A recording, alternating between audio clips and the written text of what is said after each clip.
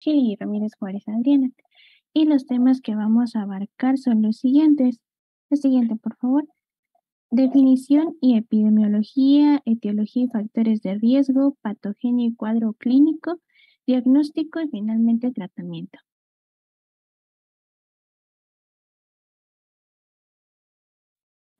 Bueno, pues vamos a empezar con la definición de qué es el trastorno de estrés postraumático. Sus siglas, o se conoce por sus siglas como TEP, y pues va a ser básicamente una reacción emocional que se tenga, una reacción intensa ante algún suceso traumático. Esto pues va a alterar tanto el sentido como la conciencia, la conducta, y va a amenazar principalmente, o va a ser caracterizado porque amenaza tanto el bienestar de la vida de la persona, del individuo, y va a condicionar su deterioro funcional. ¿Qué vamos a entender por suceso traumático? Bueno, sabemos que el suceso traumático, acontecimiento o evento traumático, pues es aquella condición en donde las personas, o es la condición que van a presentar las personas después de que viven eh, o presencian algún evento, ya la redundancia, impactante, ya sea algo terrorífico, un evento peligroso. Y se empieza a hablar de ello a partir de 1980, en donde se establece por primera vez pues, el diagnóstico como tal en el Manual del Diagnóstico y Estadístico de los Trastornos Mentales en la tercera edición, o sea, en el DSM-5.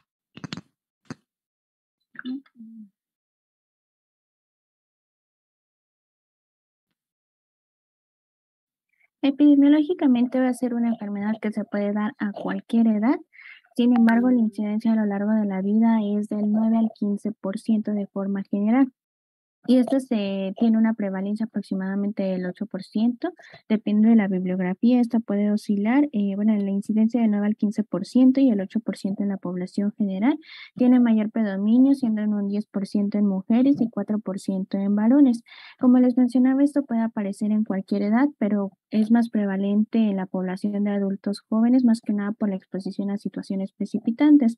Y algo también aquí que tendría que agregar es que en el hombre regularmente el tipo de trastorno va más asociado a algún tipo de trauma por la experiencia que se tiene en sí regularmente en situaciones de combate, mientras que en las mujeres está más asociado a lo que es la agresión física o verbal o incluso a la violación. Ahora, regularmente la probabilidad de aparición de este trastorno va a ser mayormente entre solteros, como lo indica en la tabla del lado derecho, tiene mayor predominio en mujeres y como tal en el momento del trauma es mayormente en jóvenes y se suele dar más que nada en también la actividad laboral va a depender, por ejemplo, en lo que respecta a bomberos, policías, militares y trabajadores de prisiones son los más afectados en lo que respecta en el ámbito del hombre, mientras que en la mujer, como les comentaba, más que nada va a ser la agresión física y la verbal, y como tal, el tipo de trastorno, así como la gravedad, va a depender mucho de la duración y la proximidad que se tenga ante la exposición. Y de igual forma, algo que tendría que recalcar de esta tabla es que la probabilidad de aparición de este trastorno va a ser mayor en personas solteras, divorciadas o de nivel socioeconómico bajo. Y pues en lo que respecta a lo demás de la tabla ya se irá mm, determinando a lo largo de la exposición. La siguiente, por favor. Por otro lado, tenemos que mm, bueno, como tal, ese tipo de trastorno va a aparecer, como les mencionaba, en cualquier edad y en cualquier persona con la exposición previa.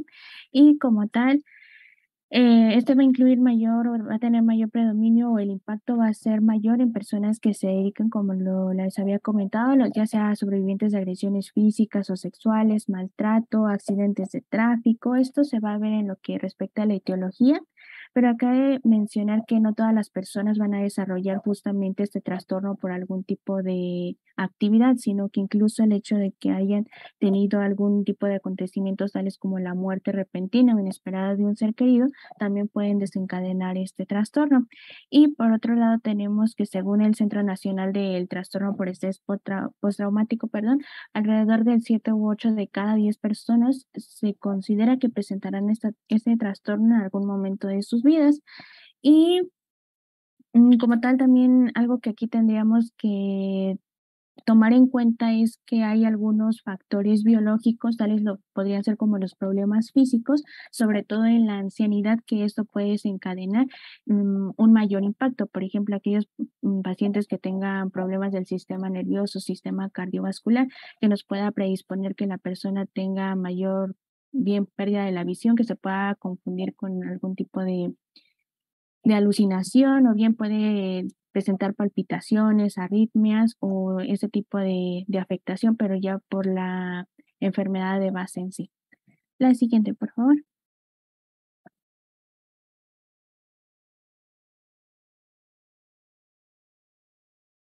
Bueno, etiología, sabemos que cualquier persona va a ser susceptible o puede padecer de un trastorno estrés traumático a cualquier edad. Entonces, pues esto básicamente va a incluir o va a abarcar a aquellas personas que hayan tenido la vivencia mejor relacionada o que esté relacionada con alguna experiencia de agresión, tanto sexual, agresiones que sean físicas por parte de algún compañero, algún familiar, por la misma pareja, por algún cuidador, por ejemplo, ¿no? Que hayan padecido o hayan presenciado también un accidente pues automovilístico, alguna catástrofe como los huracanes, los terremotos, los tsunamis. ¿Qué ejemplo más claro de esto que los sismos que hemos presentado en el 85 y en el 2017, me parece, ¿no?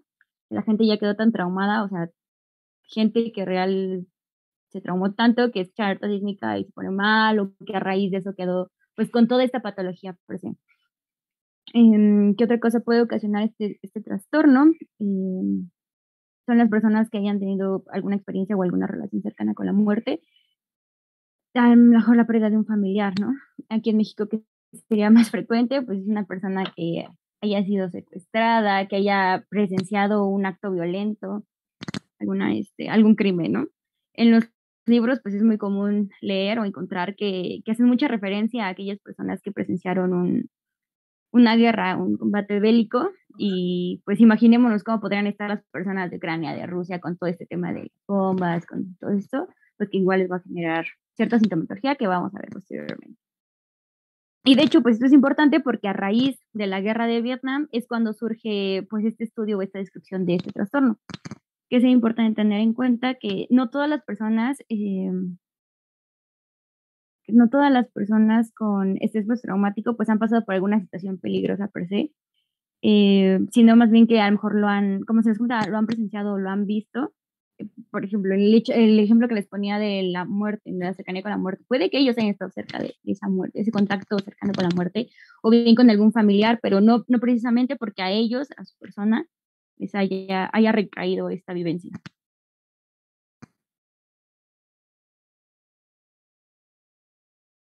Ahora, en cuanto a los factores de riesgo predisponentes o factores involucrados en esta patología, pues para poder padecer este trastorno de estrés postraumático, además de vivir el evento, pues que también va a ser importante tener en cuenta los estresores, ¿no? Que básicamente pues es lo que en este paciente va a hacer que entre en crisis. Al presentar cierto temor o cierto miedo de una forma sumamente intensa. Los factores que van a poner en riesgo, más bien, y que aunado a esto, pues la persona presenta algunos factores de riesgo, como los conocemos. En primer lugar, vamos a tener la clasificación de los factores estresores, que va a ser la causa primordial del TPT. Y esto pues va a ser la exposición que sea tanto reciente o como de años atrás al evento traumático. Después van a tener los factores de riesgo, los factores que nos van a vulnerar ante determinadas situaciones. Esto sea que hayamos presenciado algún trauma infantil, que tengamos cierto tipo de personalidad, qué personalidad, la limitante, paranoide, que seamos, bueno, personalidad dependiente o la antisocial, y a lo mejor que haya una carencia tanto de apoyo de la familia como de nuestro núcleo, nuestros diversos núcleos, ¿no? Nuestro núcleo social. También puede estar relacionado con el sexo, predominantemente que sea mujer, y que haya abuso de sustancias, principalmente el alcohol, ¿no? Y además tenemos otro grupo de factores que también nos van a ser susceptibles, que son los biológicos o psicodinámicos o psicosociales, que estos pues van a existir en función de todos aquellos acontecimientos, todos estos factores que sean tanto previos como posteriores al trauma.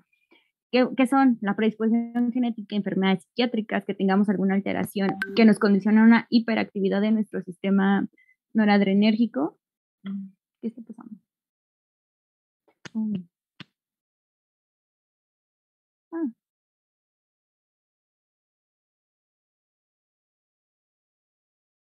Ah, ya sé por qué. ¿Qué me quedé? Lo del sistema noradrenérgico y ay, ¿cómo se llama otro sistema? Dopaminérgico, que haya una hiperactividad de estos sistemas y haber pues padecido un trauma previamente o de repetición, ¿no? Que, bueno, más bien, no de repetición, sino que haya reaparecido. De hecho, pues se refiere que el grado del daño que se tenga pues va a estar relacionado tanto con las características tanto del evento como de la persona que estuvo pues expuesta al trauma.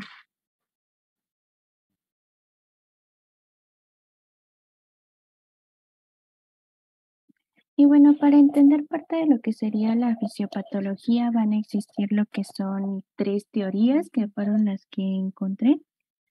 Y nos comenta el doctor si nos harían favor de prender sus cámaras, por favor.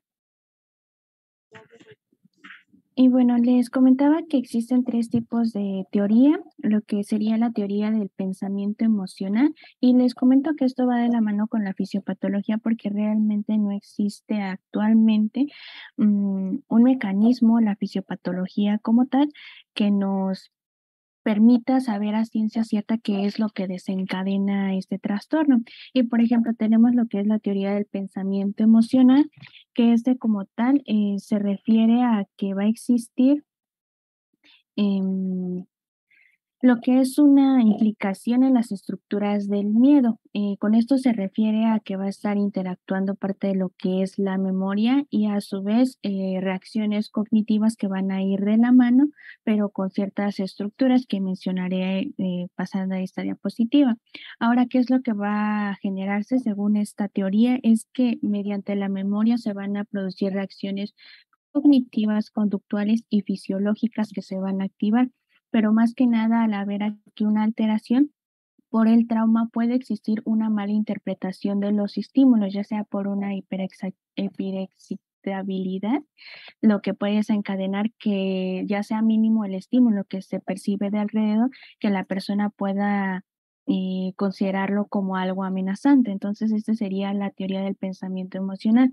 Por otro lado, tenemos la teoría de la representación dual, que como tal se encarga de la investigación del procesamiento de la memoria y aquí ellos lo dividen como 2 tipos de memoria, lo que es la memoria accesible verbalmente, que esta se considera como un tipo de memoria que se recupera fácil, de modo que no genera un trastorno, pero por otro lado tenemos la memoria accesible situacionalmente, que esta quiere decir que es un tipo de memoria que permanece inconsciente a menos de que haya un estímulo que lo active, vaya. Y con esto se refiere a que haya una situación realmente desencadenante, lo cual nos pueda, bueno, al paciente predisponer a que tenga síntomas como sueños y flashbacks durante este tipo de estímulo que ya haya predispuesto a este padecimiento, de modo que es tanto el estímulo que puede llegar a ser el mismo que el que ya se ha vivido previamente, de modo que el paciente vuelva a tener como que el mismo episodio, la misma crisis, como si realmente lo estuviera volviendo a tener. Y finalmente está lo que es el modelo cognitivo de trastorno de estrés postraumático, que se refiere más que nada a que la misma persona va generándose situaciones negativas del mundo, del entorno, de modo que llega un punto en el que considera todo como peligroso, de modo que eso conduce a una sensación de amenaza y todo lo va a interpretar como amenazante. La siguiente, por favor.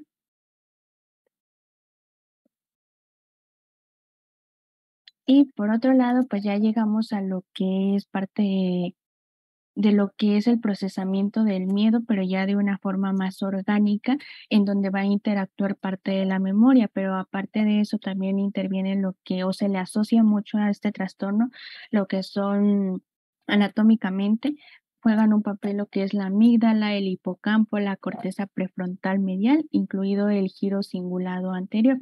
Ahora, ¿qué es lo que va a pasar? Como tal, hay diversas teorías y por ende diferentes fisiopatologías, pero esta me pareció como que la más, digamos, la más adecuada. Y ellos lo indican como una especie de reducción del tamaño del hipocampo, lo que va a determinar si la persona llega o no a desarrollar el trastorno, porque como tal puede que sean muchas personas que estén o que reciban el mismo estímulo en ese momento, pero que no todos llegan a desarrollar el cuadro postraumático posteriormente. Entonces, algo que ellos consideraban, según los estudios, es que va a haber una reducción del tamaño del hipocampo que se puede observar ahí en la imagen del lado superior derecho. Y ahí podemos, no, perdón, en el lado inferior del lado derecho se puede observar lo que es el hipocampo. Según los estudios, hay unos que indican que la reducción del tamaño de esta estructura puede generar falla en las redes cinguladas prefrontal, anterior y medial, que estas sí se encuentran en la parte superior derecha e izquierda. Y una vez que exista fallas en esto, por ende, llega también a alterar la actividad de la amígdala, que se encuentra en la imagen superior derecha. Y por ende, el hecho de que no exista una buena interacción entre estos nos va a generar una hiperreactividad y por ende el paciente va a tener síntomas de hiperactividad bien o bien de amenaza.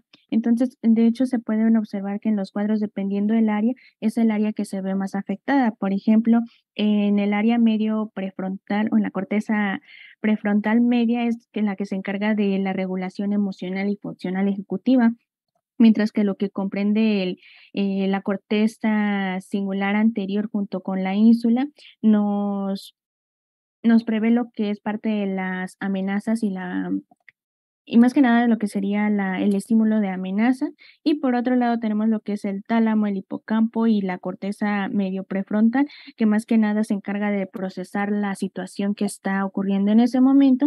Y finalmente lo que es parte de la amígdala, donde se impregnan lo que son la memoria, y ya de ahí el aprendizaje del miedo, lo que desencadena el trastorno. Ahora, otra de las cosas que en otras literaturas indica es que hay como tal un sistema de retroalimentación negativa. Esto se refiere que pueden existir bajos niveles de lo que es el cortisol, de modo que van a inhibir la producción de la hormona adrenocorticotrópica.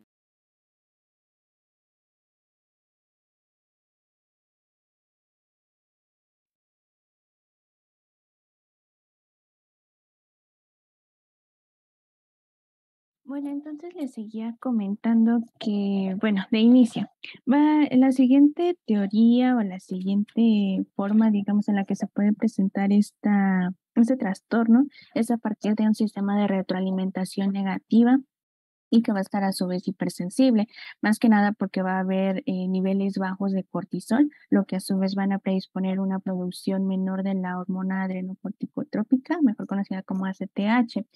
Y esto a su vez va a predisponer que por parte de la glándula, perdón, pituitaria anterior, va a generar que no haya una buena estimulación de la respuesta simpática, que era lo que comentaban en parte de la etiología, por lo que eso va a conducir a una mayor consolidación del evento traumático, de modo que la persona no va a tener un factor desencadenante que pueda regular esta situación, pero más que nada por el problema orgánico en sí de la producción disminuida de lo que sería el cortisol. Ahora, por otro lado, intervienen lo que también serían los neuroquímicos o neurotransmisores implicados. Y, por ejemplo, se establece que ya sea que exista exceso de este tipo de neuroquímicos o disminución, también nos va a predisponer a la clínica. Por ejemplo, lo que sería la serotonina, más que nada esta va a ser necesaria en las células nerviosas, pero como tal, los signos que va a generar demasiada serotonina, por ejemplo, es que puedan generar temblores y a su vez exista rigidez muscular, fiebre, incluso llegar hasta las convulsiones. Por otro lado está el ácido gamma aminobutírico, mejor conocido como gamma, que como tal es un neurotransmisor, pero que más que nada va a tener una capacidad inhibitoria del sistema nervioso central. Y eso significa que se va a encargar de la actividad del nervioso, pero también se va a encargar de rebajar, vaya, la actividad de esto, de modo que nos va a existir una deformación forma normal se encarga de relajar y calmar, pero al haber una disminución de esto, pues sería todo lo contrario, no va a existir un buen estímulo para una buena, em, vaya, por una buena regulación del sistema, de la situación que está ocurriendo con esto a la vez. Y por ende también hay otros como lo podrían ser el glutamato, el neuropéptido y algunos otros más neuroquímicos, que más que nada su exceso o la disminución nos pueden generar una hiperexcitabilidad de la situación, lo que nos puede desencadenar el cuadro clínico que se va a ver a continuación.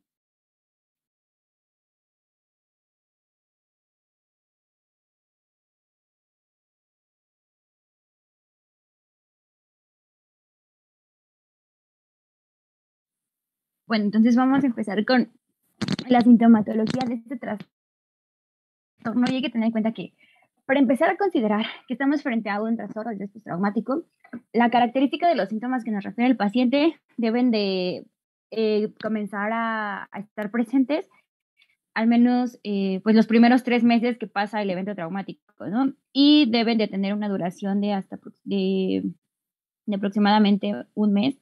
Deben de ser lo suficientemente graves como para que interfieran en la vida de nuestro paciente, tanto interpersonalmente como laboralmente, así que los empiece a afectar en su vida diaria.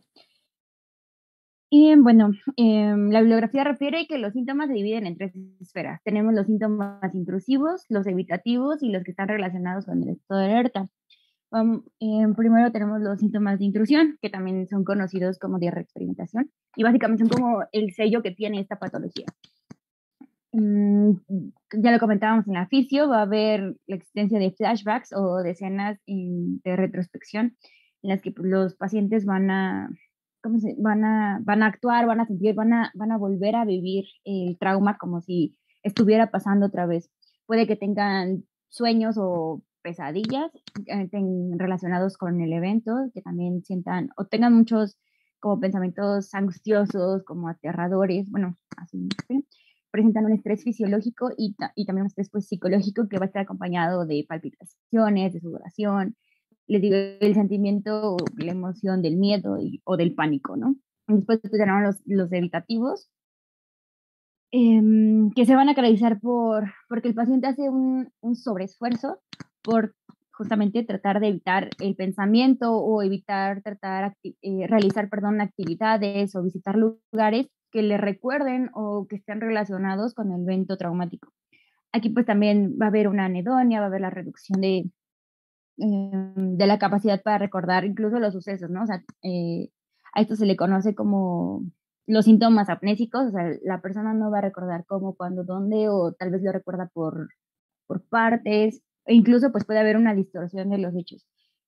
Y esto pues va a estar íntimamente relacionado con los síntomas disociativos. Estos síntomas disociativos incluyen tanto la despersonalización como la desrealización. ¿Qué entendemos por despersonalización? Pues básicamente es cuando la persona se va a sentir desconectada de su propio cuerpo, ¿no? De sí mismo. Lo van a referir como que se sienten perdidos, están aturdidos y a diferencia de la desrealización, pues estas personas van a sentir que el mundo que los rodea pues no es real, está todo como un sueño, sienten como si estuvieran viviendo en otro mundo, experimentando, pues sí, justo un sueño.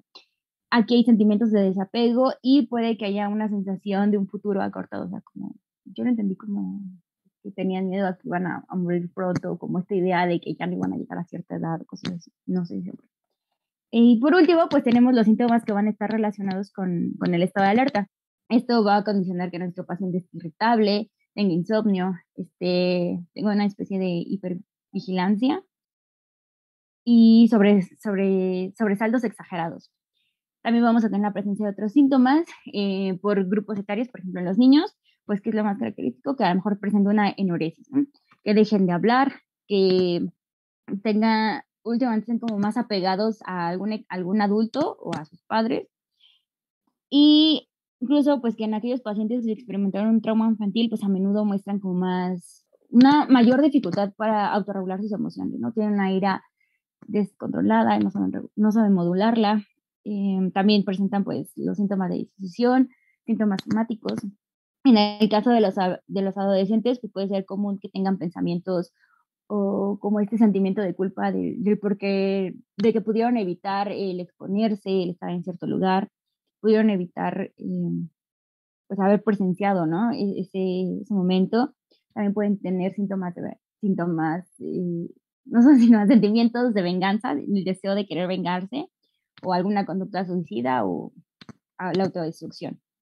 ¿Cómo podemos empezar a indagar en estos síntomas? Pues tan sencillo como decirle cómo te sientes cuando recuerdas el evento, experimentas los sueños, tienes estos flashbacks al respecto, con respecto a la situación. Em, Últimamente evitas a ciertas personas, evitas visitar lugares, evitas manejar un vehículo, ¿no? Dependiendo del evento del que se trate. O bien si él tiene estas amnesias, estos huequitos en la historia de cómo pasaron las cosas. Si se encuentra mirando como muy atentamente a su alrededor, presta como más atención a los sonidos, a lo que ve, a las personas, etcétera. Y para esto tenemos la escala de la gravedad de los síntomas del trastorno de estrés postraumático, ¿no? Esta escala surge en España y pues básicamente es una entrevista que le vamos a hacer al paciente pues para diagnosticar, pues más bien para evaluar la gravedad de los síntomas, como lo dicen. Y esta, pues a diferencia de otras escalas, va a evaluar tanto la frecuencia de los síntomas, tanto su frecuencia en el trastorno de forma conjunta. En el primer apartado, en este que vemos en esta diapositiva, básicamente vamos a llenar datos del trauma, ¿no? Si estuvo expuesto de forma directa, indirecta, si fue en una sola ocasión, fue en múltiples ocasiones, cuánto duró el suceso. Y también la escala pues se va a dividir en dos partes, principalmente una parte nuclear y una parte complementaria. Aquí vamos a empezar a ver la parte nuclear, en donde pues este va a constar de 21 ítems, que va a ir de un rango de 0 a 61. Y ahí vemos cómo empezamos a evaluar, ¿no? 0 es nada, 1 es una vez por semana, 2 de 2 a 4 veces por semana, 3 de 5 veces por semana, o muchas veces. Y esto va a estar pues en relación a los criterios que nos proporciona el DSM-5, ¿no? Van a ser, van a hacer referencia tanto a los sentimientos de intrusión, que estos se van a puntuar de 0 a 15, que es la primera tablita que lo vemos ahí, en donde dice, experimentar recuerdos, imágenes desagradables y de los sucesos, tiene sueños desagradables, hay momentos en los que realiza conductas, experimenta sensaciones o emociones como si el suceso estuviera ocurriendo de nuevo, si siente reacciones fisiológicas como sobresaltos, sudoración, los mareos, si tiene pesadillas, puntúa de 0 a 15. Y de otro lado tenemos la fase de evitación conductual o cognitiva, ¿no?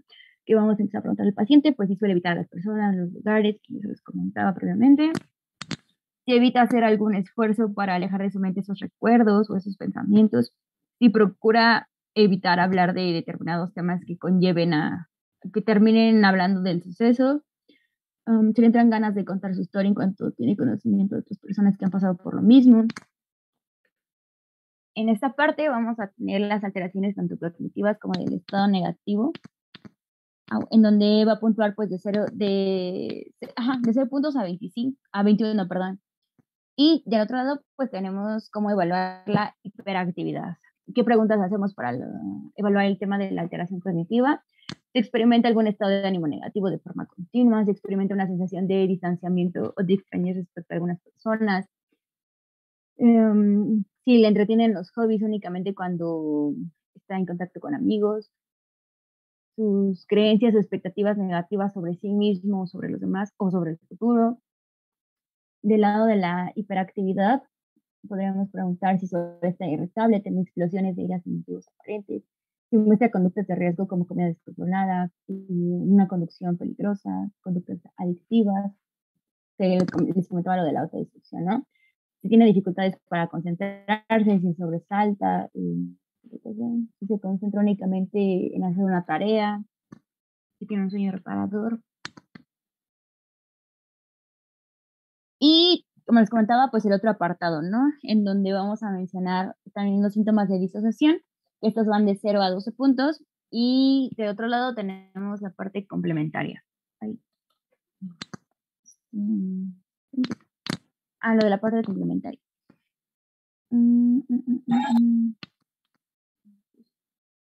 En la parte de la información complementaria, pues básicamente qué siente al mirarse frente al espejo, si se siente como si no fuera él, si siente que el cuerpo no que está en un cuerpo que no le pertenece, cómo percibe el resto de las personas. En la parte de la disfuncionalidad en cuanto a su vida cotidiana, pues cómo se ha ido deteriorando sus relaciones de pareja, su relación con la familia, su disfuncionalidad a nivel global. Y esto pues se va a ir de los 0 a los 18 puntos, ¿no? Para evaluar tanto el grado de la afectación global que esté relacionado con el suceso traumático. Y bueno, con todo esto llegamos a lo que sería la parte diagnóstica y como tal, el diagnóstico va a ser meramente clínico y se va a basar más que nada en los criterios del DSM-5. Cabe mencionar que para cumplir los criterios es necesario este, evaluar la situación de lo que serían los signos y síntomas y si existen patologías previas o de base. Ahora, los pacientes por lo menos deben de haber estado expuestos directa o indirectamente a un evento traumático de los que ya se han visto previamente y por lo menos tener síntomas de cada una de las siguientes categorías. Se establece que sean en un periodo mayor a un mes, pero que éstas sean menos o dentro de los 6 meses posteriores al episodio traumático. Entonces aquí les tengo lo que serían los criterios diagnósticos de la CIE-10, antes de pasar a lo que sería el logaritmo. Y bueno, al algoritmo, perdón. Y bueno, de este modo tenemos los siguientes criterios, que está, por ejemplo, el inciso A, donde el paciente debe de haber quedado expuesto a un acontecimiento o situación estresante de naturaleza amenazante o catastrófica, y esta que cause malestar profundo en casi cualquier persona de forma normal, ¿no?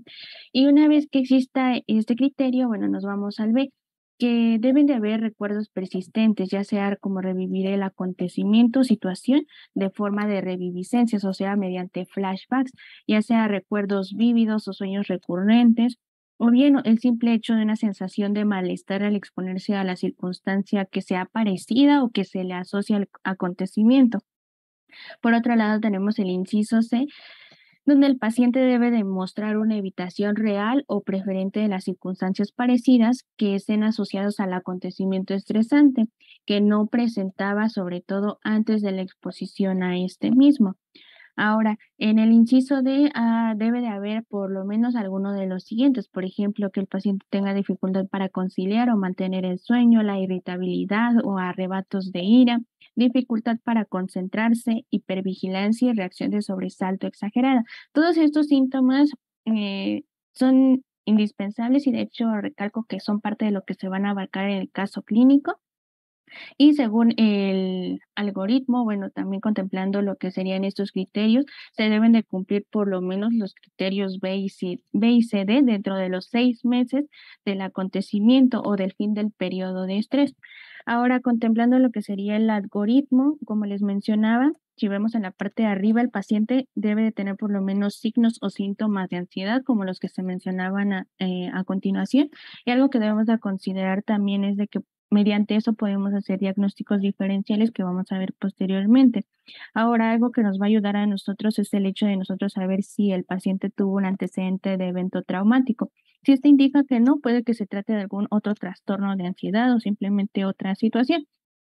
Mientras que si este es en un periodo de un mes o mayor de un mes, va a determinar el tipo de intervención que vamos a tener. Por ejemplo, si este es reciente, o sea, menor de un mes, lo más seguro es que se trate de un tipo de reacción de estrés agudo, pero si este ya abarca mayor de un mes y además de eso se presentan los síntomas o cumplen los criterios de las CIE-10 como los que acabo de mencionar o los que voy a mencionar a continuación, nos va a determinar a nosotros dos situaciones. Si se trata de un niño, lo ideal es enviarlo a tratamiento psicológico, pero ya a partir de lo que serían adolescentes y adultos, más que nada por la exposición meramente mayor a situaciones más desagradables, lo ideal es instaurar un tratamiento farmacológico acompañado de un tratamiento psicológico, pero como tal, lo ideal es evaluar toda esta situación y a partir de la evaluación ver si hay algún tipo de comorbilidad psiquiátrica para que de la mano se pueda ir tratando.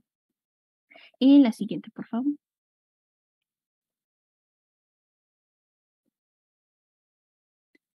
Y bueno, con todo esto llegamos a lo que serían los diagnósticos desde el DSM-4TR, que bueno, estos difieren un poco, pero más que nada por la forma en la que va desglosando. Por ejemplo, tenemos en el inciso A que como tal la persona es expuesta a un acontecimiento traumático. Este puede ser presenciado simplemente, o sea, que no simplemente no lo puede estar experimentando por el simple hecho de presenciarlo, o bien también el hecho de que hayan sido muertes o amenazas para su integridad física o de los demás puede predisponer a la persona.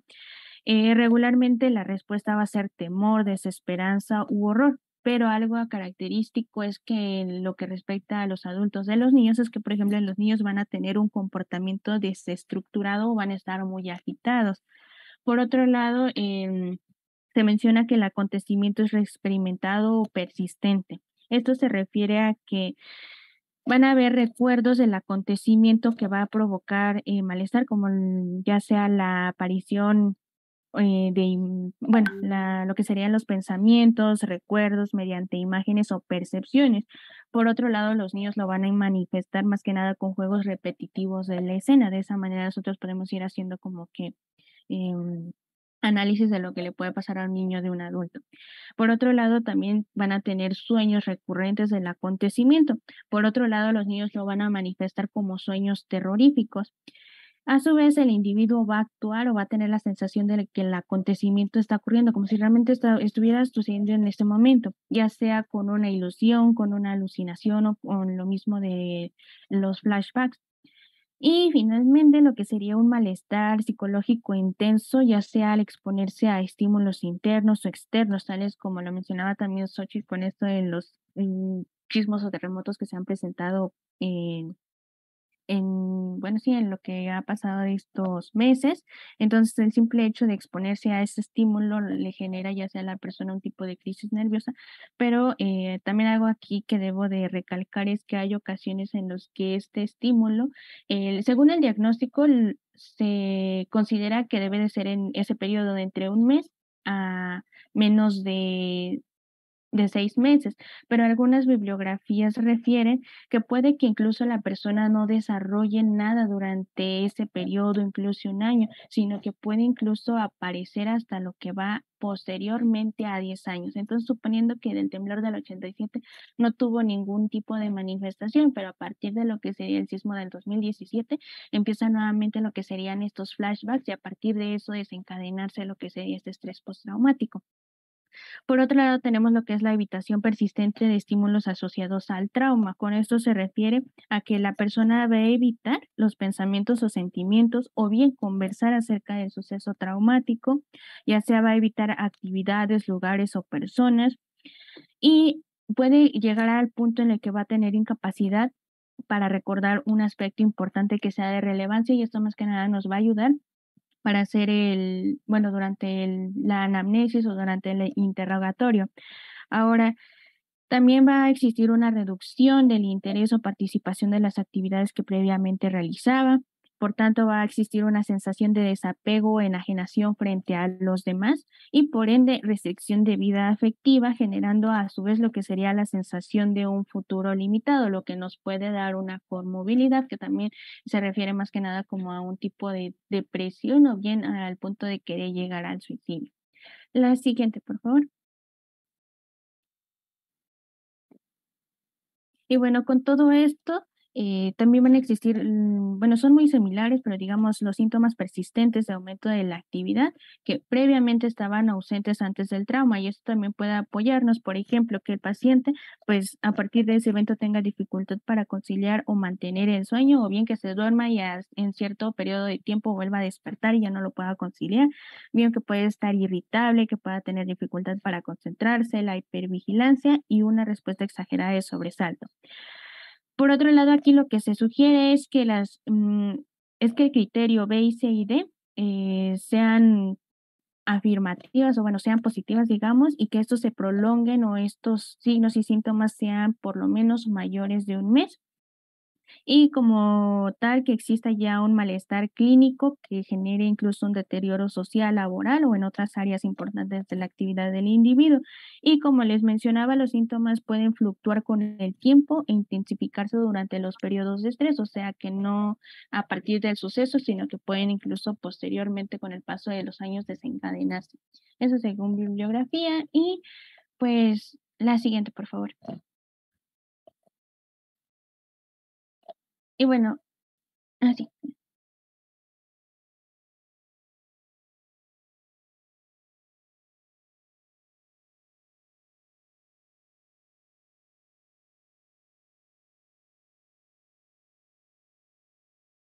Ay, perdón. Ahora vamos a hablar de las comorbilidades y en cuanto pues a este subtema de comorbilidades, pues tenemos que hay datos proporcionados por la encuesta nacional de comorbilidades que nos hablan de que hasta un 16% de las personas que tienen o cursan con un trastorno de estrés postraumático van a padecer también un trastorno psiquiátrico que coexiste con este otro. Entonces, de ellos, pues el 17% tiene hasta 2 trastornos psiquiátricos y más del 50% tiene de tres o más trastornos psiquiátricos. Ahora, ¿y cuáles serían esos principales trastornos psiquiátricos? Principalmente el trastorno depresivo, trastornos pues de la ansiedad o el abuso de las sustancias pues, nocivas. Y también sabemos bueno, pues, que son de hasta 2 a 4 veces más frecuentes, bueno, que se presenten en comparación con personas que no tienen algún trastorno de estrés traumático. Ahora, algunas otras personas pues también van a presentar trastornos de la personalidad, que ya se les contará, ¿no? O a lo mejor pueden tener el trastorno de la personalidad y a la par el TPT. ¿Qué trastornos de la personalidad habíamos dicho? La limitante, la depresiva, y qué más, pues se ha descubierto que estos pacientes pues tienen pues estas altas tasas de incidencia de los trastornos, principalmente el trastorno antisocial, perdón. Y a su vez que padecen síntomas somáticos, que pues de hecho hay como estudios que sugieren que estos síntomas somáticos son hasta pues 90 veces más probables de presentarse en pacientes con el TPT.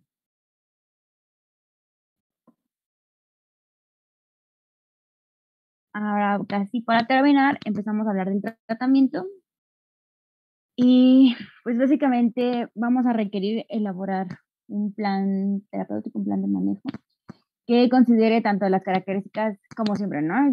Tomando en cuenta las características de la paciente, del paciente, el tipo de evento traumático que sufrió, los antecedentes de esta persona y la severidad del daño que se haya generado.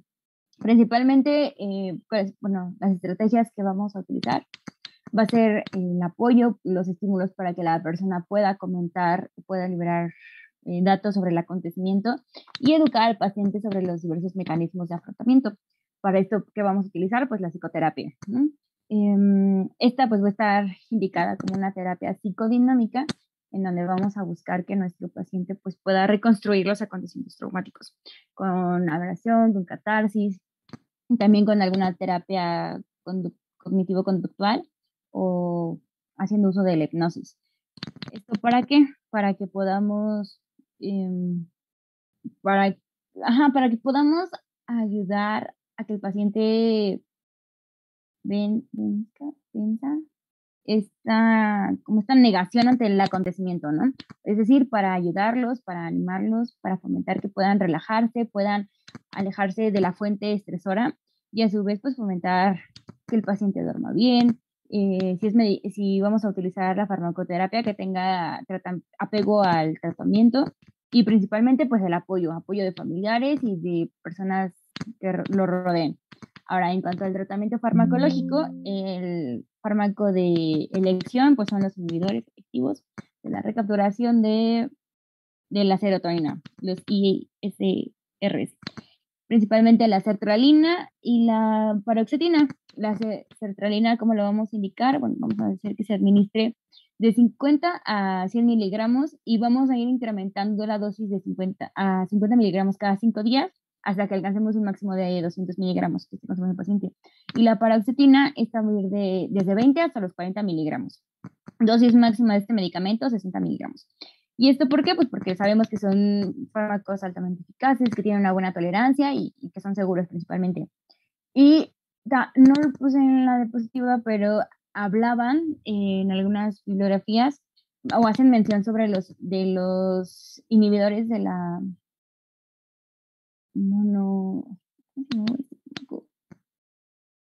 monoamino, mono, monoaminoxidasa, ajá, que son conocidas como IMAO. ¿Y qué medicamentos abarcan este grupo? Pues la fenilcina, la trazodona y algunos antiepilépticos como la carbamazepina y el vapurato. Pero según pues, el libro de Kaplan y Zadok, bueno, más bien, estos fármacos son los que se ocupan según Kaplan y Zadok, el libro. Pero en las guías de práctica clínica pues, nos sugiere que se administre el topiramato. Ese sí está puesto en la diapositiva, de una dosis de 50 a 150 miligramos, pero solo en caso de que las pesadillas que tenga nuestro paciente pues persistan, ¿no? Y si aún con el consumo de este fármaco pues sigue habiendo la resistencia a la remisión de estas pesadillas, pues se sugiere que se utilice el prazosin siempre y cuando se haga en conjunto con los inhibidores efectivos de la recaptación de la serotonina. Pero igual les digo que en artículos y demás, esto que también está como en estudios el hecho de usar los antiepilépticos, ¿no? O sea que no son muy seguros, pero pues hablan de esos. Y bueno, ya para finalizar, parte de lo que sería la prevención, tanto como médicos generales, así como el hecho de a lo mejor conocer a una persona con este tipo de trastorno, lo ideal es primero ofrecer un tipo de apoyo emocional donde se le genere a la persona una comprensión, una paciencia y a su vez una escucha activa.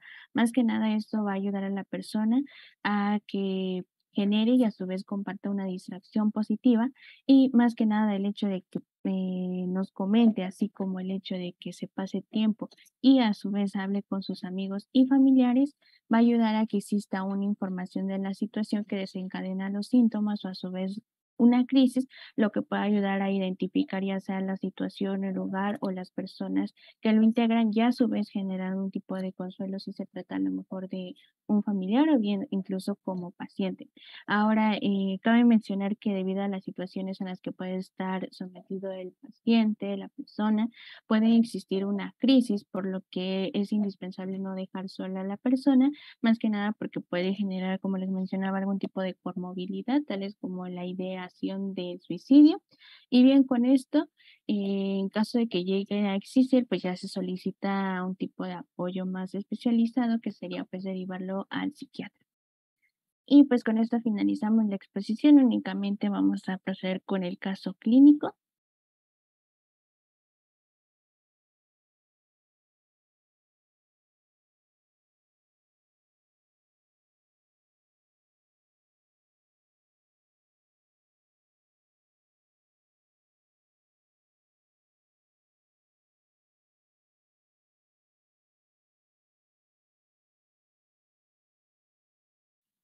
Sí Y pueden bueno, verlo, ¿verdad? sí, ¿lees o leo? ¿Lo leemos nosotras o gusta leerlo alguien?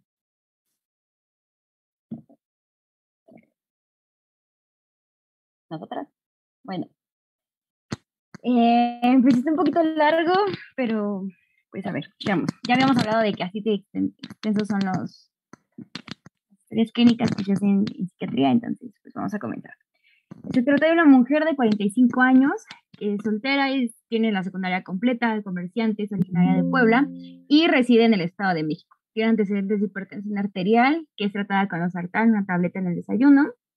Su historia previa, a los 16 años fue víctima de abuso sexual, el cual nace su primer hijo. Un momento. A los 18 años conoce al padre de su segundo hijo y es víctima tanto de abuso físico como psicológico, verbal. Se separa de él a los 23 años y a los 38 años es asesinado su primer hijo, luego del cual empieza a presentar síntomas de depresión severa, con síntomas psicóticos, recibiendo un tratamiento, no recuerdo cuál, y consumo de alprazolam de 0.5 miligramos, una tableta. Está condicional al insomnio, ¿no? Historia actual, es ingresada al servicio de emergencias del Hospital General 57 La Cabrada por agitación psicomotriz. Tiene un tiempo de evolución de un mes. El inicio fue insidioso y de curso progresivo.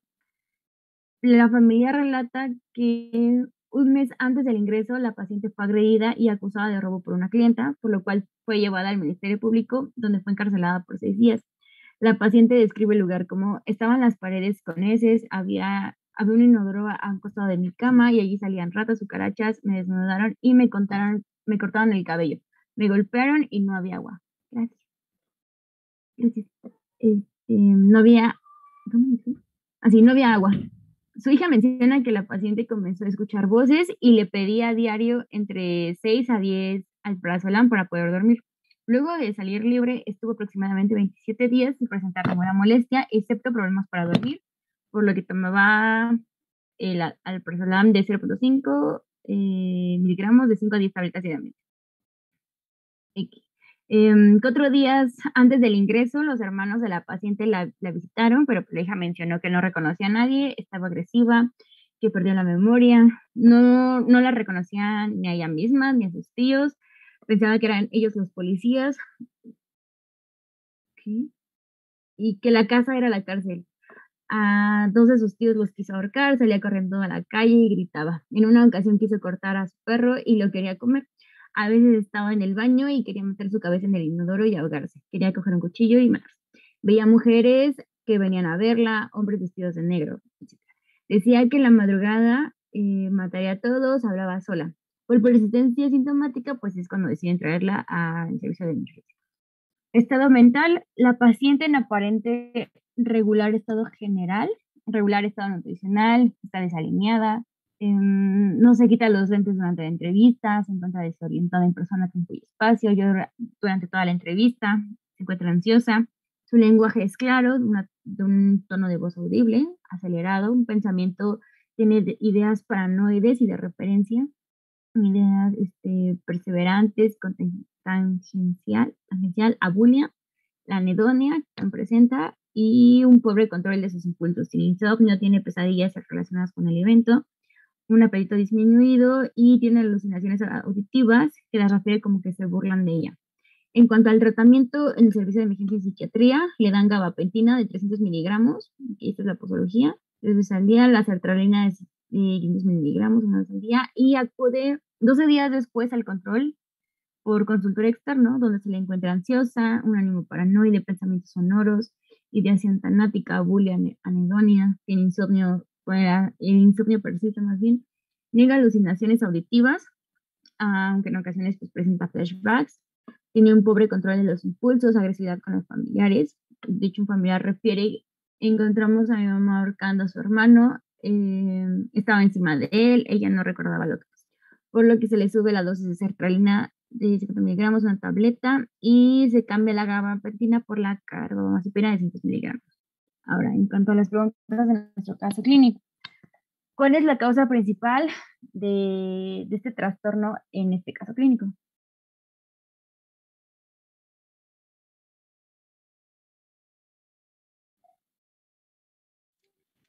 La vivencia en la cárcel. Exacto. Ay, porque pues a pesar de que los otros sucesos también fueron traumáticos, pues lo que lo desencadenó fue estar en la cárcel. ¿Cuál sería el tratamiento de primera elección para el TPT en general?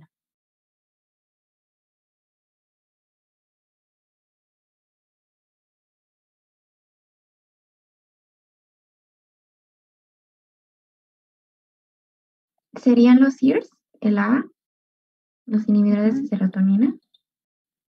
Gracias. Ahora, ¿cuáles son los criterios principales para sospechar del TPT en este caso clínico? La ansiedad, el ánimo paranoide, pensamientos sonoros, la ideación tanática, la depresión, el insomnio, la ansiedad, la exposición a acontecimientos traumáticos, insomnio, depresión y alucinaciones. Sería la B, el recuerdo persistente del acontecimiento, insomnio, irritabilidad, arrebatos de ira, reacción a sobresalto, hipervigilancia. Exacto, porque pese a que puedan existir como tal, digamos, síntomas o signos previos, como se mencionan, tales como la ansiedad, el ánimo paranoide. Lo que a nosotros nos importa más que nada es que cumplan los criterios de la CIE-10 o de los criterios que les mencioné previamente, y como tal vemos que en este caso existe el recuerdo persistente del acontecimiento, hay insomnio, hay irritabilidad, hay arrebatos de ira y reacción de sobresalto y hipervigilancia, que es lo más marcado. Y finalmente tenemos que, según los criterios de la CIE-10, que se diagnostica con trastorno de postraumático. Y bueno, según los criterios, se diagnostica porque la paciente cumple por lo menos con ¿cuántos criterios? ¿Alguien que responda?